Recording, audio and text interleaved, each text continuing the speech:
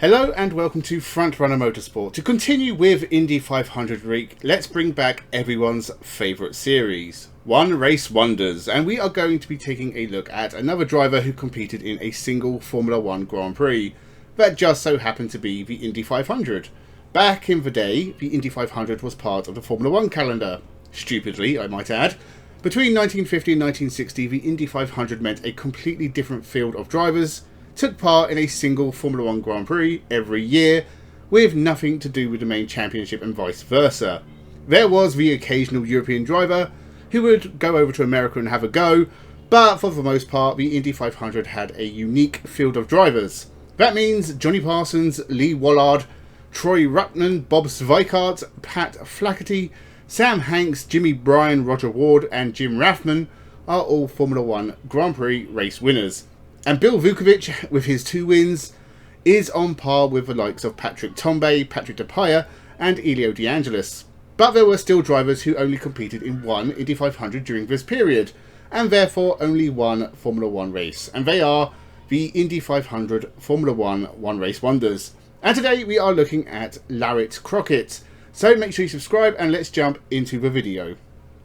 Larret Julian Crash Crockett was born in Cambridge City, Indiana in 1926. His parents were Lemuel and Alpha Crockett, and that is just about everything I could find out about the first 20 years of his life.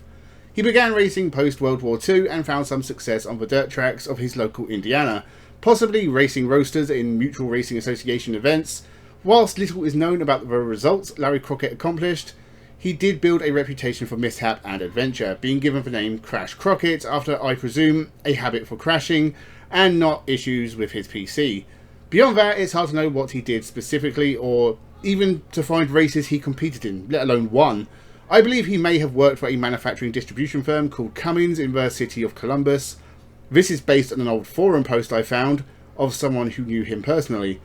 Other pieces I have found include the fact that Crash was apparently his nickname because it was used by announcers to hype up the race, and Larret hated it, as well as constantly being called Larry instead of Larret. At some point he raced for Ray Erickson of Columbus Auto Parts and had some success in 100-lap races around Indiana, enough that he was recommended for a move up to the top level of American racing at the time, the 1954 AAA Championship car season. This sadly would prove to be Larry Crockett's only season in the AAA Champ Series. It began with the 1954 Indy 500, and this would be Crockett's only Formula 1 race. His one race wonder moment, if you will. Larret would be entered in a Curtiss Craft Offenhauser sponsored by Federal Auto Associates, possibly a local Indiana-based auto parts maker. Larret qualified for car 25th on the grid, even though it was the 8th fastest in the overall speed rankings, and kept a clean race to finish 9th. That was good enough for Indy 500 Rookie of the Year, and a good start to his life as a AAA Champ Car driver. The rest of the season was mostly uneventful, a couple of 8th place finishes in Milwaukee and Langhorne, a 6th at Springfield, and the highlight of the year for Crockett was a super 4th place finish at that year's Pikes Peak Hill Climb race. From there the season ran out of steam and ended with a 10th place finish at Las Vegas and 11th overall in the final standings.